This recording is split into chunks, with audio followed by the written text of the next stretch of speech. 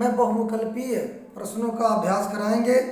निम्न में से कौन सी कहानी जयशंकर प्रसाद की नहीं है? निम्न में से कौन सी कहानी जयशंकर प्रसाद की नहीं है? ऑप्शन देखिए, कंकाल, तितली, चंद्रगुप्त, कफन।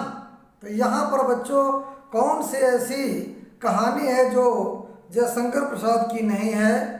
तो बच्चों ये कफन जो है जयशंकर प्रसाद की नहीं है, इसलिए इस क्वेश्चन का डी ऑप्शन, इस क्वेश्चन का घा ऑप्शन सही होगा। कफन मुंशी प्रेमचंद की कहानी है। इसके बाद अगला क्वेश्चन आता है, बाण भट्ट की आत्मकथा किसकी रचना है? नंबर क में हजारी प्रसाद द्विवेदी, नंबर ख में बाण भट्ट और नंबर ग में नामवर सिंह और नंबर घ में मुद्रा राक्षस। तो यहाँ पर बच्चों बाण भट्ट की आत्मकथा ये लिखा है डॉक्टर हजारी प्रसाद द्विवेदी ने, इसलिए बच्चों यहाँ नंबर का सही होगा। अगला क्वेश्चन आपकी स्क्रीन पर यह है कि निम्न में से कौन सी रचना प्रेमचंद की नहीं है? ईदगाह, नमक का दरोगा, सदगति, हत्यारे। तो यहाँ पर जो सही आंसर होगा नंबर घ हत्यारे, नंबर घ हत्यारे। अगला जो क्वेश्चन है आपका कि चीड़ों पर चांदनी किसका यात्रा वृत्तांत है? नंबर क में निर्मल वर्मा, नंबर ख में राहुल सांक्रात्यायन और नंबर ग में प्रभाकर माचवे और नंबर घ में मोहन राकेश। तो यहाँ पर जो है इस सवाल का सही जवाब होगा नंबर का निर्मल वर्मा, नंबर का निर्मल वर्मा। अगला क्वेश्चन है कि लोकायतन किसकी रचना है? नंबर क में महादेवी वर्मा, नंबर ख में जयशंकर प्रसाद, नंबर घ में रामविलास शर्मा, नंबर घ में सुमित्रा नंदन पंत।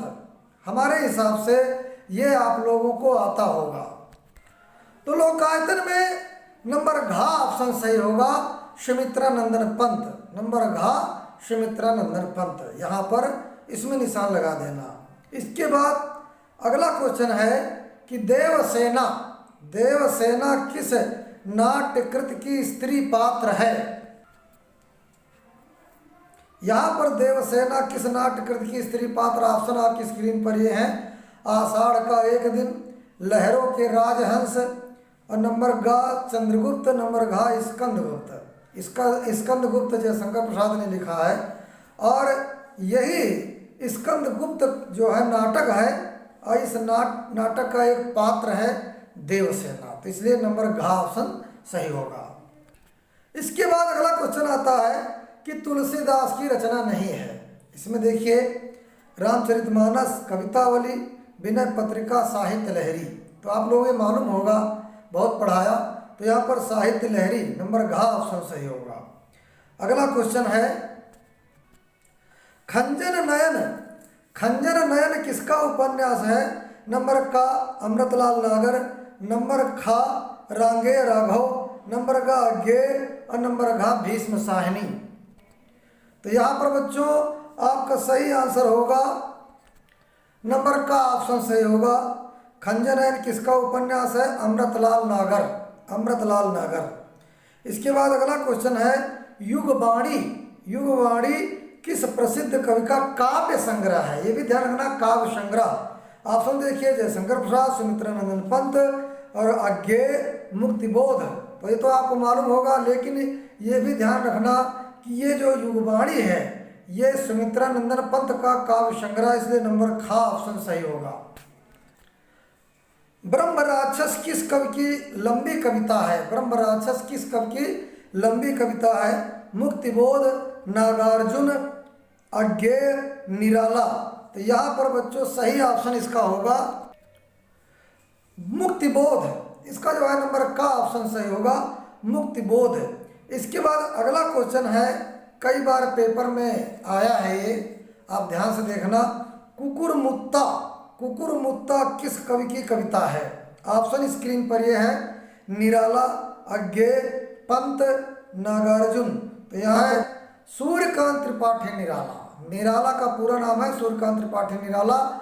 ये कुकुरमुत्ता इनकी रचना है।